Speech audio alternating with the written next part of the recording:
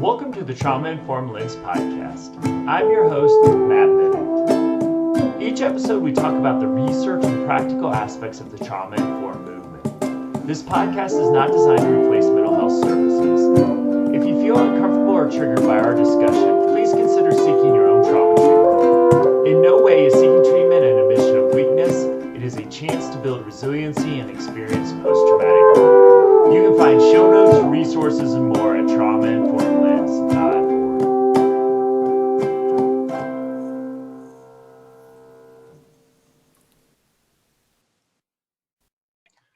Welcome, friends, to the Trauma Informed Lens podcast. I am Matt Bennett. I'm here with Melissa Vine today.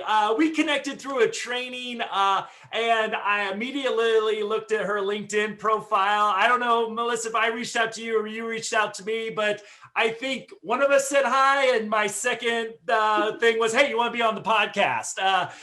So we've already talked about like 4 or 5 potential topics we could discuss. I'm going to focus today, and just always like to give people a trigger warning. Obviously, we talk about trauma every week, but talking specifically about domestic violence, some of the great work you do. Also know that you're a speaker on this topic as well and bring a lot of passion too. So Melissa, give yourself an introduction, a little bit about your work, and then we'll dive into this really critical topic.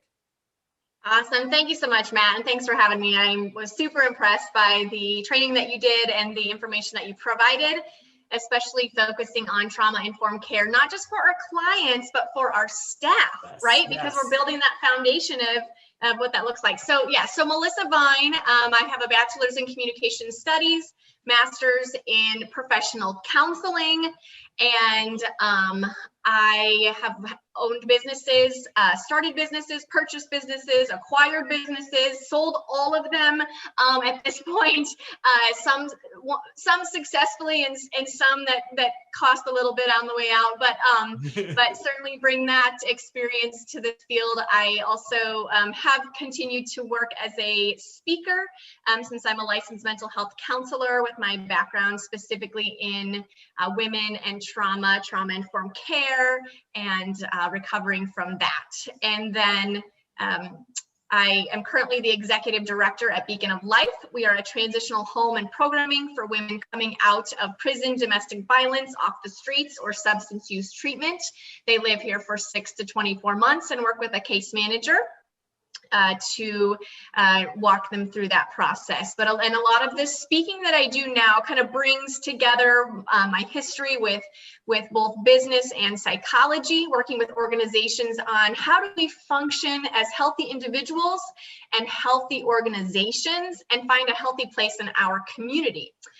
Because as you know, in organizations, at home, when we don't get along with people, we're a lot more comfortable we start yelling at people and we just get it out there. We might fight, but what do we do at work, right?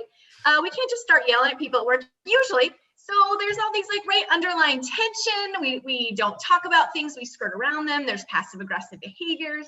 And so when I come in and work with organizations, it's like, let's get some of that stuff out and let's talk about where it's coming from. And how we can address those things in healthy ways. So I'm also a single mom of 4 boys, almost all teenagers. Live Congratulations. In Thank you. I am extremely thankful that the boys are quite resilient, have been through a lot, and they are doing well. We seek to have a trauma-informed care model at home as well, right? And I'm very, very proud of those boys and their character and their academic pursuits. And so, live in Des Moines, Iowa, and lived here most of my life, was in Grinnell for a bit, and happy to be here and really happy to be doing this work. Awesome. Well, thanks for joining us. So let's get started. We've had this topic, on and off over the years about domestic violence. And it's one, you're sort of hearing numbers that I don't know, how scientifically based they are, because it's a difficult thing to study, obviously, of increased rates of abuse during the pandemic, worries about that. I think mental health in general falls into that category. And one of the things that as somebody who's been fortunate enough not to experience domestic or intimate partner violence in my own life, it's one of those things that I find so powerful and devastating for folks and families that have gone through this. And yet something that's often behind sort of closed doors as well. So as you bring that sort of expertise, both in trauma and also in this domestic violence arena, I'd just like to see how you see this really impacting the folks that you're working with. Yeah, so I mean, intimate partner violence, domestic violence, these are really big issues, and they're often very misunderstood. So I can remember, so part of my background is that I was in a marriage where there was domestic violence and sexual assault, and I can remember when I was trying to get out of that situation, not identifying with the language of domestic violence. And I can remember a friend saying, well, you know, you and your boys could go to a domestic violence shelter. And that language was so unfamiliar to me, and I had no way of relating with that language. So I think one issue that needs to be addressed is the language that we use to describe this, because I would say there's a large majority of folks in domestic violence and relationships that would not be able to identify it as such. And even clients coming here to the Beacon, when we ask that question at entry, are you fleeing domestic violence, or have you been in an intimate partner violence relationship in recent years? A lot of them would say no. But if I were to slide the wheel of violence across the table to them and say, okay, can you identify with these traits in any of your romantic relationships? They start circling things right and left. And so I don't know the answer to how we frame that better, so if more folks can identify with what's actually going on. But I think we have a need to have a major conversation about language and how it is a barrier to folks getting services that they need. Yeah. And so now I would say in this pandemic, when we're saying that abuse is on the rise, that's a yes, certainly the incidents of abuse are on the rise. I don't think it's causing more people to become violent than were before, because domestic violence comes from a sense of entitlement. And I don't think that sense of entitlement is necessarily going to increase as a result of the pandemic. It's just that those relationships where domestic violence is occurring they're in closer quarters for more time, there's higher stress, and we know that those things can increase the activities of an abuser. And so that's probably where we're seeing the increases more, is the number of incidents. Or perhaps we have a lot of folks who were in domestic violence relationships and were experiencing what I quote unquote lower levels of violence, and that violence is increasing with the stress. So now the partner is able to say, wait a minute, red flag here. Okay, maybe they didn't pick up on some of the verbal and emotional abuse that was happening, but if it escalates to perhaps, shoving, or maybe the partner's threatening to attempt suicide or something like that, now it's escalating to a level where maybe now I can identify it as violence, whereas maybe before I didn't identify it that way. Yeah, and I one of the things that it's even hard because to even put the sort of question or the thought into words form, because I'm so sensitive, knowing that folks in my audience, in my trainings, might be experiencing this, in the present, because I know the prevalence of it. Statistically, if I got a room full of 100 people, and a lot of the fields I train in, usually more folks identify the female than male, and again, that's not even a distinction, because we know all folks around the gender spectrum can experience this. I think the things I took when you use the word entitlement, and I think that's a fascinating thing I want to explore, because I think for a trauma trainer perspective, I know the research that demonstrates pretty clearly from what I've seen is a history of childhood trauma both increases your likelihood to be either in the abuser role in a domestic or intimate partner violence situation, or the person that is experiencing the abuse? And then obviously the abuse is a trauma itself. So, I mean, why I think trouble talking about that is sometimes I think we really, and there's a legit piece of, we really demonize the abuser without what's happened to this person. And in no way does that excuse the behavior. I want to make a big distinction in my language, but I would love to explore that idea of the entitlement. And if you could throw in there any thinking around, maybe help me a little bit of knowing that abuser more likely than not, again, not a justification for the behavior, comes from a violent upbringing of their own. If I can just throw one more preference out there, just because people experience abuse as children doesn't mean they're going to grow up to be the abuser. So I always like to make that distinction, but I would love to hear what you think about that childhood history of trauma, the entitlement piece.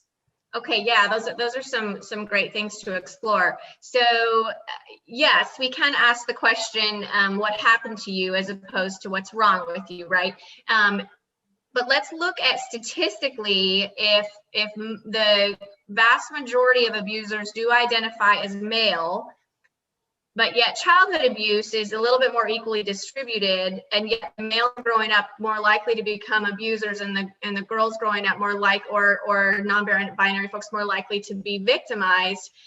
There must be something that's happening there, and at a bigger level, that's not just because they were the victim of abuse that they would become an abuser or a victim, but that there are some gender differentiations there. And I think one of the exercises that I do, and I would recommend this when you're working with either your staff or your clients, is the gender box activity. Super simple, but leads to really good conversation. So you simply draw 2 boxes. Sometimes we'll split by folks who identify as male or female in some way, and put inside the box what's the societal expectation of your gender, right? And so a lot of times when people are filling out the man box, they put things like CEO and the leaders of companies, engineer and doctor and lawyer and big truck, and I drink beer and I use a big grill and I am loud and I take control of things, right? And I make a lot of money and I have big muscles, right? So sort of this like idealistic picture of the American male, right? And then in the woman box, we do something similar, right? So the roles are, maybe teacher and secretary, and okay, smart, but not too smart, not smarter than the men, or I dress very feminine. My body looks this certain way. I need to be a small size, and I need to have my hair, and my makeup, and my nails done, and I drive a cute car, and I'm more quiet, right? I smile a lot. And I kind of go with the flow. I'm happy and I'm friendly and fun and warm, but not too boisterous. And as you look at the picture that this creates, right, where these 2 different boxes, essentially what it looks like is that boys are raised to be bigger, right? Yeah. Like bigger bodies, bigger jobs, bigger trucks, bigger beers, like, and women are like girls are raised to be smaller, right? Smaller waist, smaller job, take up less space. Your voice takes up less space. So what we're doing here with our history of patriarchy and our gender stereotyping is that we are literally laying the foundation for domestic violence, because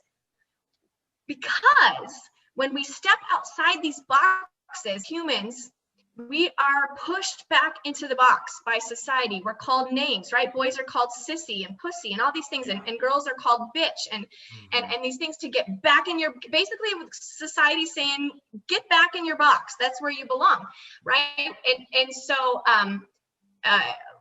what this, and then if we talk about folks who don't identify with either box, right? I mean, how much more abuse are we laying the foundation for them to experience? Yeah.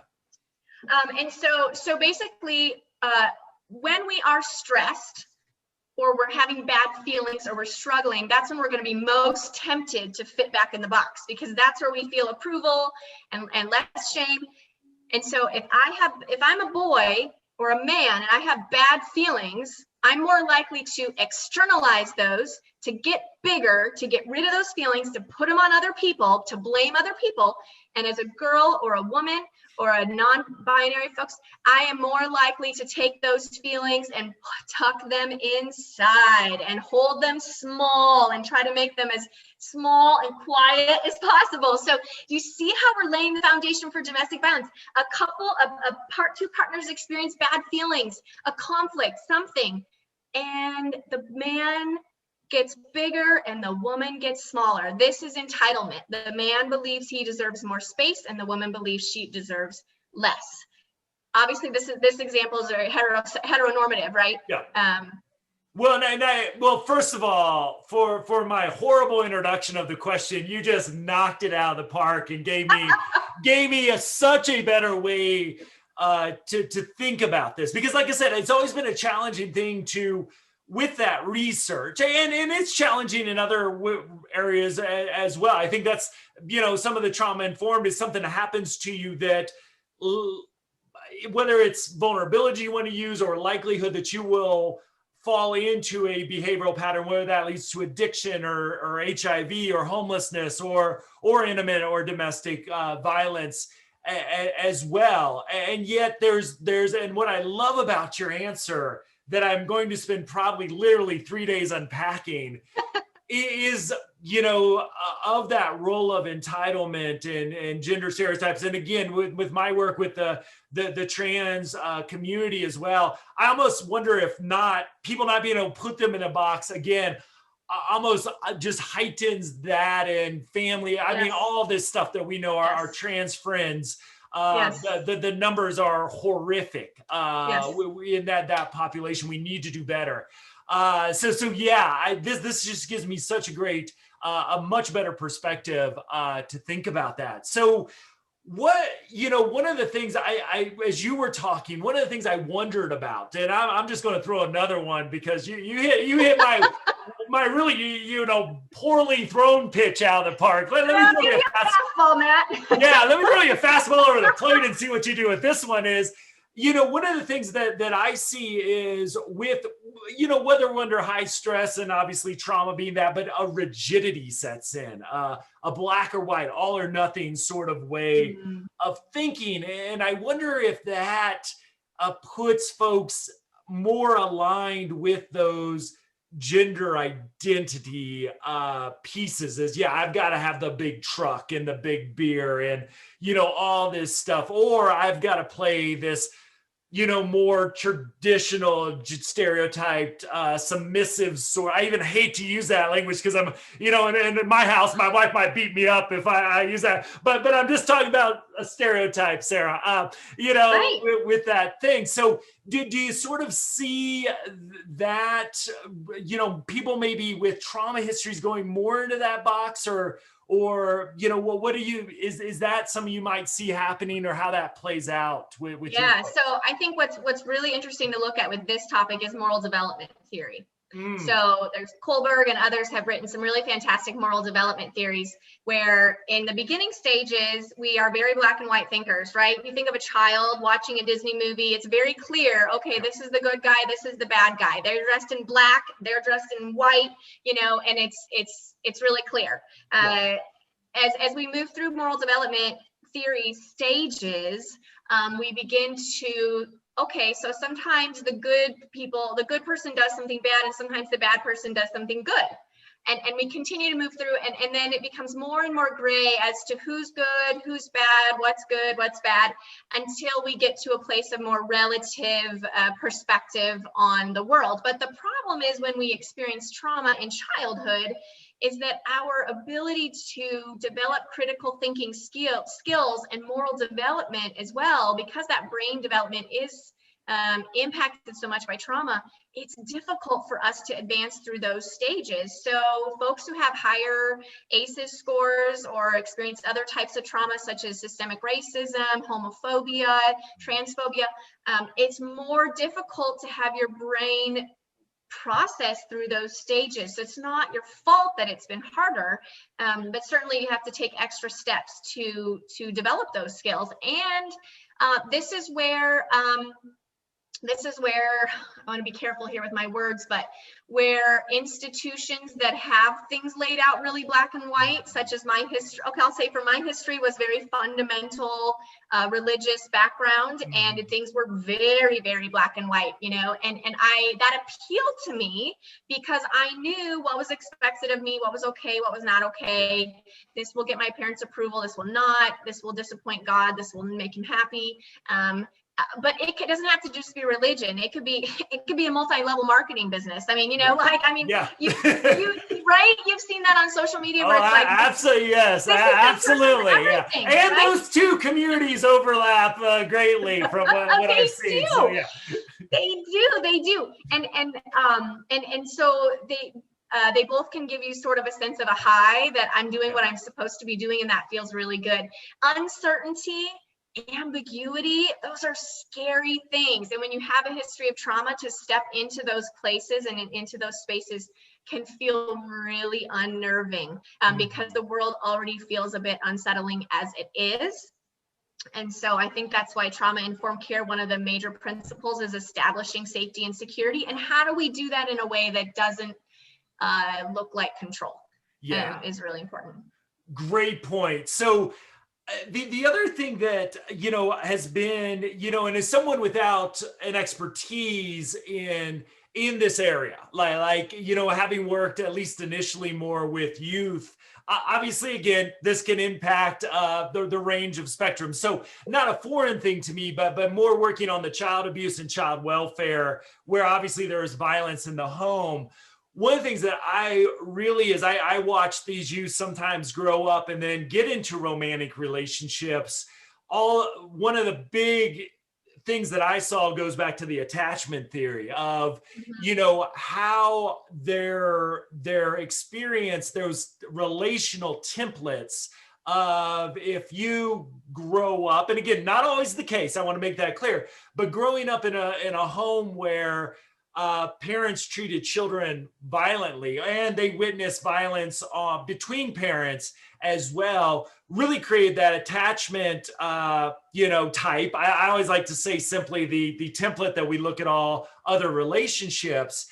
And then, and you know, I always say, as you know, of having teenage boys, trying to convince a teenager of anything is like, you need at least one PhD to be able to do that. But then these teens, so these kids were so, I just loved working with them, but I would watch them start to create relationships that mirrored those that they were taught. Here's how people treat each other. And obviously as a therapist, I was trying almost desperately to help them be in relationships in a different way, to reset, to be that secondary secure base sort of that they may not have got at home. But I watched these patterns. And so I'm wondering, as you work with folks, maybe a little bit later on in life, how does helping them learn to be in different relationships? Because what I saw was this was their normal. And in some ways, and attachment research will back this up to some extent, this felt normal to them. And as somebody in my privileged situation of not growing up in that sort of home, I have to step back and try to, as best as I can, be empathetic. But I just kind of like, boy, going into this actually might feel normal and somewhat comfortable in some ways. Whereas if somebody loved you, took care, you know, all that. So I wonder in your work, how does that resetting of these templates and attachment styles inform the work that you do? Yeah, that's a tough one. That is a tough one. Well, you were doing so. I have to find. I got to get you at least to think about some of these, my friend. You're just, Here we go. I have to get a pause at some point in this conversation. Okay, here we go. So like I said, you've been hitting them out of the park so far, so I'm digging. Thank you. I appreciate that. Well, okay. So a normal, healthy relationship is going to develop in that both people come to the relationship with Okay, the analogy that I would use is let's say we're going to go swim in the pool and it's only 70 degrees out. So we're a little apprehensive about the water. Is it going to be okay to swim when it's only 70 degrees out? But we really want to go to the pool. So we go to the pool. Now, some folks, some clients I've had in therapy, and some folks here will they're so eager to swim that they will just jump in the deep end without knowing if the water is going to be warm enough to swim. And they just dive in that deep end and they're swimming laps with somebody, and all of a sudden they're like, oh, it is really cold, and they come running out, right? And they've experienced some pain from that, right? And then you have some folks who are so apprehensive about if the water's going to be cold that they're not even going to get in the water. They're going to stay on the lounge chair. They're like, no way, that water's probably cold, right? And so this is the difference between trusting someone very quickly and early on without really knowing them, and the other response to sort of that trauma background is, I don't trust anyone, I'm not getting anywhere near that water. So healthy relationships are going to go to the zero entry part of the pool, and they're going to dip their toes in, and they're going to slowly get into the water until it gets to a level where it's, I feel a little chilly now, I think I'm going to stop right here. If we approach our relationships in the same way, and we start at that zero entry, I'm first getting to know someone, whether it be a professional relationship, personal, romantic relationship, I'm going to start taking a few steps in the water. And when I get to a point in that relationship where I'm like, this person, I feel like if I push anymore, it's not going to feel safe. Maybe this is a relationship where we just talk about the weather. We just talk about the sports game, and that's about it. We're going to be a real shallow end. And maybe another relationship is you can have a little bit more meaningful conversation, but you're not going to share open wounds, because you know that you've tried that maybe and it wasn't quite validated. So you're going to stop at that level. But then with some folks, you continue to go deeper and deeper into those relationships, and you can swim laps in the deep end. The water's warm enough, and you're going to be good, and that's going to feel safe.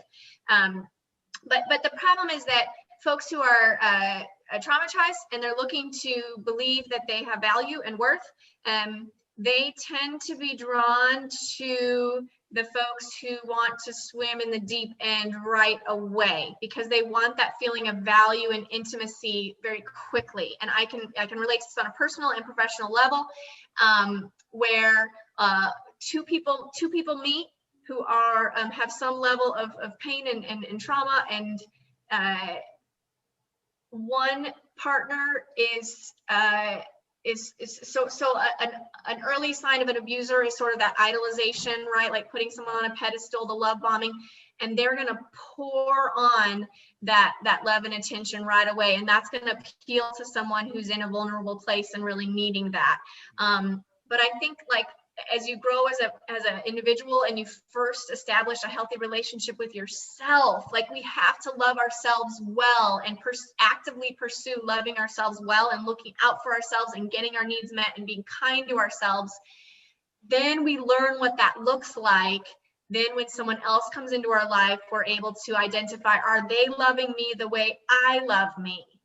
And that's an important piece. And then I'm able to say, okay, if this person is trying to get me to swim in the deep end in my first week of knowing them, that's a red flag, because a healthy person is going to build trust slowly. A healthy person is going to go to the zero entry and slowly walk into the water with me. If someone's obsessed with me right away, that's a red flag. So what used to seem like love and worth and value, I now am like, oh, that's a red flag. Yeah.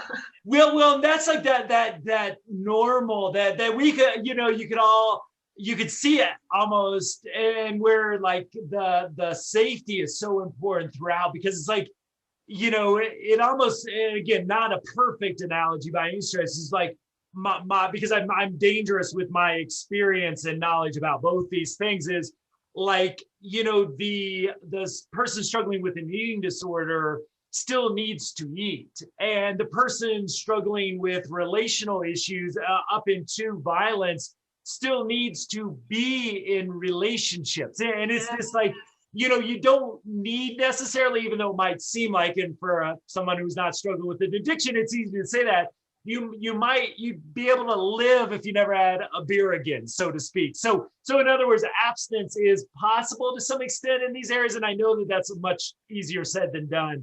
Please hear that. But it's like, you've got to continue. And then they enter treatment. And here's a whole range of relationships I'd imagine prison as well, where there's power dynamics that I wouldn't say necessarily mirror the domestic violence power structure, but you're held captive in that environment too. And so Yeah. I wonder how I guess I'm gonna just ask another huge question because I made you take a little bit of a breath before you knock that one out of the park too. And I love the analogy. You've got people in relationships while they're trying to learn what probably a healthy relationship looks like, and they've got this trauma history as well. So when you're helping the folks that you work with, you kind of learn this new healthy way to understand what those red flags might mean. Where does healing the trauma of the domestic or intimate partner violence, how's that relate to looking at some of the childhood trauma as well? Is that all kind of, and I'm sure individuals differ, but do you kind of see that as let's heal the traumatic experience? Where's your kind of entry point that you're looking for, maybe more than where you start, because everybody's different, but how do you start to heal this sometimes lifelong history of trauma? Right, because it's just like one giant pile of trauma, and Right. It's like, where do we even start, right? Yeah. I think the client-centered approach in that what do they present as, this is what's bothering me, Yeah. right? So when you poke at those tender spots and they have that cathartic moment when they're in tears, what is it that comes up? Maybe it is a relationship, let's say with a parent, that is really at the core of some of their deepest pain, but what it feels like to them right now is the 6-month-long relationship they just got out of, right? And so if that feels like it's their priority for pain, then I think that's where you go first. Yeah. And then I think in exploring that, you uncover, okay, and this, I've seen this so many times, is that those painful adult relationships or teenager relationships are actually hitting buttons that were put in place by parents and caregivers in childhood, right? So for example, I had a client who had a narcissistic father and then got into a relationship where there was experienced sexual assault. And so in that sexual assault, she just could not get over it. Like there was just a barrier, and it was just like she could not get over it. And what it really came down to was she never really talked about her father and how that hurt. And so the lack of value that she felt when she experienced sexual assault, like the message that was communicated to her was, you're just a body, you don't matter, I'm not going to treat you with respect, hit that button of what her father, narcissistic father, had put in place in her childhood through his interactions with her, that you don't matter. And the sexual assault poked on those tender spots. And so, yeah, but I think you have to start with where the client is and what they feel like is painful. Wonderful. Yeah. And so if you were to give, I mean, you've given me great advice, and I feel like I've learned. I can't believe we've only been on this for a little over a half hour at this point. What things would you, let's maybe start out with, when we think about, caregivers like, well, especially when I started out, who don't sort of maybe deal with domestic or intimate partner violence as this is what we do, but I think it often manifests. What are some signs that sort of folks can look out for? Because one of the struggles I think I had is, if this is your normal, it's sometimes kind of like you said, it's kind of hard to get, it's cold, now I gotta get out, because maybe what are some signs that folks like myself without a huge expertise in this area might look for to identify that someone might be experiencing violence in the ways that we're talking about? Yeah, those are important things to be aware of. I think one of the biggest signs is when you have someone who is uncomfortable with their own feelings, their needs, and their wants. So if they seem hesitant to express how they feel, or if they are hesitant to say that they need something, or to accept something, to receive something, or to talk about something that they want. Because folks who are in those relationships where the power dynamics are being used in oppressive ways, they become a shell of themselves, right? And they function from a place of survival, as opposed to, I am a human being with equal intrinsic value as everyone else around me, and I am allowed to have feelings and needs and wants and express those appropriately with others, right? And you lose that when you're in that kind of a relationship, whether it's parent-child or intimate partner, and that sense is lost. And so I think we've all been around people who, when you want to help them and they're resistant, or they might start to share feeling and then they back off and they seem to feel guilty for feeling sad or upset. I am sort of that trend of, like, positive psychology. I think some folks who have a trauma background pick up on that, and they're like, okay, just gonna smile through it all and post these memes about always looking at the bright side, and and those kinds of things. Like, sometimes that's a trauma response. And folks tend to respond to trauma, to violence, either by overperforming or underperforming. Oh, and you know what? I think you talked about that in your training as well. Yeah. And so you see folks who are working so hard to overcome that shame, or they simply just give up and shut down, and they watch Netflix and eat food all night or drink, and that's how they cope, right? Yeah. So let me throw a big question out there, because one of the things that when you were talking about the entitlement piece of this, again, that's going to give me a lot of great stuff to chew on in this context. But one of the ways that I see this playing out right now in our current world, our politics, our country, is like this, political correctness, cancel culture, I mean, right now, who knows, this might be published next week. It's Dr. Seuss this week. It's like this, and I'm from Indiana originally. It's funny, Indiana, it's like the biggest truck tires you could get. In Colorado, it's like, what's your fuel efficiency? That's what matters here. Like, I got a Nissan Leaf, you got a Tesla, like it's a way, but it's still all kind of the same thing. But so I've been in both of those worlds, but it's like, when I'm hearing this entitlement piece, it's like, I don't know if our society has a way to get better on this, because it's like, if you look at what and just to use the Dr. Seuss, what the Dr. Seuss thing to me was really about was a publisher saying, we are publishing pretty racist stuff. We probably need to pull that out. And all of a sudden this big hubbub of how dare you do that? And I think from a white, privileged, male, heterosexual, I've got to check all the boxes. I'm even tall on top of it all. Like, I check all the privilege boxes. It's like, being raised in that, being aware of that has been such a powerful thing. And I still there's that unconscious piece there that I get checked boxes over. But I kind of wonder if we're gonna solve and eliminate domestic and intimate partner violence, which is a huge big goal, not something we're going to do overnight. What are your thoughts if you were to walk in and to, like, say, an elementary school in Iowa? Let's even throw you out in rural Iowa. Like I said, I know the Midwest pretty well. I know what my family posts on Facebook. And not to say all rural Iowa is conservative, but it has that maybe more. We all know what we're talking about. So how would you go and say, this toxic masculinity, which I would imagine you might not use those words. How do we start to address this entitlement piece? Because after what you said, there's no, I don't think, way to argue that this is contributing to violence.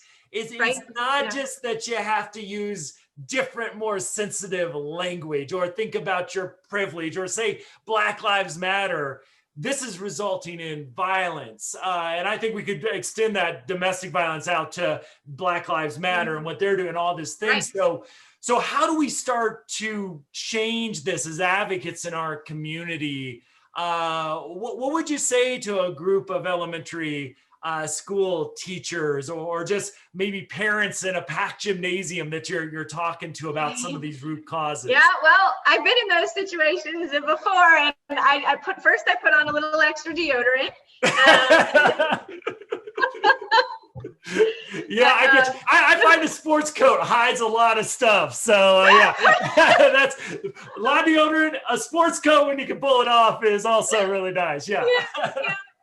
No, so I draw a lot of strength from the research of Prochaska and Di Clemente, who wrote the Stages of Change model. Yes. And I think this applies really well to the work that we do across the nonprofit sector and in the public arena, in that, what is our messaging? So I used to work with college campuses on their policies and procedures surrounding prevention of sexual assault and domestic violence, as well as response to it.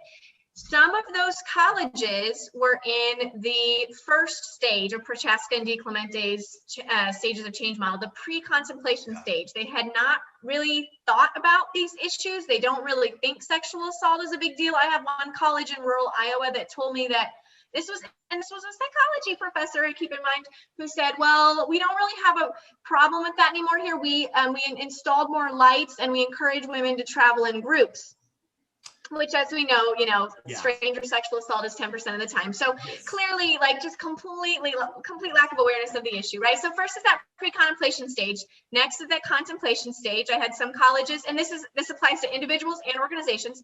Some colleges, some individuals who are like, okay, maybe it's an issue, right? We could say the same thing about, racism or homophobia. Like, some people might say, okay, maybe it's an issue.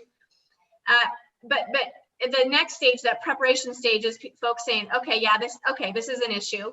And I think we're moving more folks into that category, which is encouraging, but I don't know what to do about it. Next stage is action. I'm actually taking some action to make things better, and then the maintenance phase. So when I'm considering my messaging, when I would go to this, small rural Iowa college, I'm messaging to a pre-contemplation audience. Well, what are they going to identify with?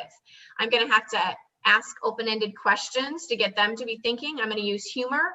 I'm going to use stories. I'm going to use things that just kind of lightly, that zero entry of the pool, right? I'm just putting my toe in the water just a little bit. My goal is not to take those folks to an action phase in 6 months. And if I have that goal, I'm going to feel defeated. But if I can work with that college for a year and get them to the contemplation stage, which we did, then I feel like that's a success. And then hopefully the next person that comes into that role can help them move from contemplation to preparation to action to make, and so but then our other colleges I worked with, for example, Grinnell College, fantastic school. They were very much in the action and maintenance phase of these things. The work that we did was like, hey, let's dive deeper and how can we get this messaging out more? And they're rolling right along with me. So the messaging can look quite a bit different. And I think as I get on social media, because of my background, I have a lot of Facebook friends who are in that pre-contemplation and contemplation phases. So if I post some really strong meme with trigger language, that's going to automatically be like, I'm going to tap into confirmation bias and just shut you out because you just use the word privilege in your post, or you just use, this language that I don't agree with, they're just going to shut down, right? Yeah. But if I share a story, so I shared a story about, I used to always believe these things, and then I attended this group and I just sat and listened and I learned all these things and it challenged my stereotypes, and I share that personal story. It's a little bit easier for folks to maybe pay attention to that. Yeah. And I honestly don't even remember your original question, but no, you knocked it out of the park, because it's like with almost like what goes back to your great answer there. To me, it's a lot of thinking around like trauma sensitive schools. Like, how do we help children feel safe and understand what a healthy relationship, especially if they're not lucky enough to get that at home, so they have this alternate experience. And it's like, how do we teach children different ways to think about masculinity, to think about gender roles, to think about what's okay? And I think to bring this into the conversation around, part of trauma sensitive schools is creating an environment where all kids can thrive, understanding behaviors, in a different way. I think bringing in that attachment piece of things is so crucial to understand, hey, this behavior, they may be reenacting a lot of stuff. And hey, teachers, I just had this great conversation with some trauma sensitive teachers might be reenacting some of the stuff. Oh gosh, yes. We get pulled into these dynamics all the time too as professionals. So it's like, it's like helping that social emotional intelligence, whatever label you want to put on, I don't care, but it's like getting this message out, and hopefully to communities as well, is what is having these conversations about what is healthy, and looking at these roles. And it's tricky because some of these things are so ingrained, but we gotta start addressing some of this stuff, because I would imagine most people would say domestic violence is wrong. I think that's probably an uncontroversial statement, but like I think you said, when you get the wheel of violence out, all of a sudden, where do they think that starts? And I think that education piece that you're doing is just so critical. So I guess I want to end is, is there questions someone like me should be asking that I'm not asking? Because boy, I just felt like it's been batting practice for you. This has been great. Well, thank you. Well, there's a couple things that I thought of that I think are important to think about with abuse dynamics. And so one of the things when I'm working with clients that are questioning relationships is almost any relationship can experience positivity, especially in the beginning, right? So there's low stress, there's the endorphins are high, it's exciting, it's new, it's fun. There are two things that I say to keep an eye out for. And the first one is, what happens when you hold your partner accountable for their behavior? So the first time that you say, hey, you were late and I got late to this event that was really important to me, or hey, you forgot my birthday and I had told you that was meaningful to me, or you said something that kind of hurt my feelings. So the first time you hold a partner accountable, how do they respond to that? And I think that response can tell you a lot about whether or not it's a safe relationship or not. And then the second one would be, what happens when you express a need? Okay, so if you are sick, or you need help with something, or you need emotional support, how does a partner respond to a need? And here's why these two things are very revealing. So if you imagine the sun in the center, and let's say the sun is reality, and we're on planet Earth, and we're orbiting around the sun. This is reality. This is healthy. This is what we're supposed to be doing. So an abusive partner, or a caregiver, or even even a teacher that takes advantage of power dynamics, or a boss, right? They're over here, and they've got this other gravitational pull, and I call this alternate reality. Right. And what they're trying to do is suck you into this alternate reality that has themselves at the center. It's very egocentric. It's all about what they want, what their needs are. They don't want to be held accountable for anything. And they're wanting to pull people into the orbit where they are at the center. And so when that pull is really strong, and if you grow up with domestic violence, if you grow up with abuse, that alternate reality feels like reality, because that's what you know. And so when you get pulled into those alternate realities, and someone else is setting themselves up at the center, and then you're just there to support and cheer them on and be okay with everything they do, and then you start getting exposure to reality, which is what you're saying. This is what we want teachers to do. This is what we want therapists to do, what we want nonprofits to do, what we want coaches to do, what we want babysitters to do, what we want friends to do, is say, here's the sun. Here's reality. Here's the actual orbit that's happening in life. And anytime we can expose people to reality, right, where all humans have equal intrinsic value, regardless of what they've done or who they are or their past or anything, that we're all equal, and any way we can expose people to that reality is helpful in pulling them away from these alternate orbits around these egocentric, abusive folks. And I think one of the most powerful ways that we can do that is through authentic conversation. I love Brene Brown's work, but that those authentic conversations where I ask my boys questions, right? So they tell me about things that are happening among their friend groups or things they're seeing happen in other family members' lives. And I ask questions and I sit in there with them, and I don't try to just come down hard and say, this is what you should think, and this is how you should feel about this, and this is wrong, and da, da, da, da. But I say, how, what do you think about that? So when your dad told you he would give you money, if you would, your dad told you he'd give your friend money to break up with that girl so you can go out with her. What do you think about that? Like, what are your thoughts on that? And let them wrestle with it. Then they're coming to their own conclusions, and they're processing issues of entitlement and respect and those kinds of things, rather than me just, telling them what to think. Awesome. Well, I'm going to save the rest of the questions for our next conversation, because I can't wait to hear what you think about, we were talking about, like, I'm fascinated because one of the things I spent a lot of time with was recently released incarcerated. And I know that's a population. We haven't talked a lot about that on the show. And the fact you have a passion for leadership is a must conversation to have as well. So I'll put information on the show notes at traumainformedlens.org. But if somebody needs to book you for a keynote address right now, what's a way they could get a hold of you? Oh, thank you for the plug, Matt. I've got a website, melissavine.com, melissavine.com. Vine is in grapevine. So. Awesome. And Melissa, thank you again. We'll put the information, contact information, web address in the show notes so people will be able to reach out. Thank you for reaching out to me again, saying, okay, this guy might be a little crazy of asking me, just met me and asked me to be on a pod, but something about your profile, I was like, I cannot wait to talk to this Melissa. Was fun. Yeah, was so fun.